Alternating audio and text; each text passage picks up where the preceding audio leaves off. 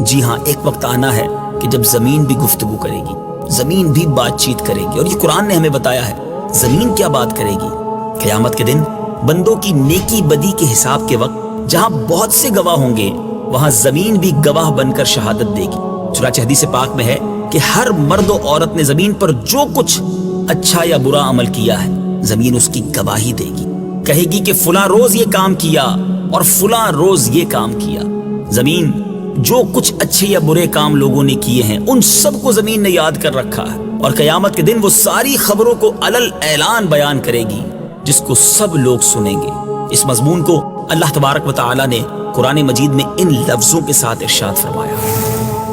جب زمین اپنے زلزلے کے ساتھ تھر تھرا دی جائے گی اور زمین اپنے بوجھ باہر پھینک دے گی اور آدمی کہے گا اسے کیا ہوا، اس دن وہ اپنی خبریں بتائے گی، اس لیے کہ تمہارے رب نے اسے حکم بھیجا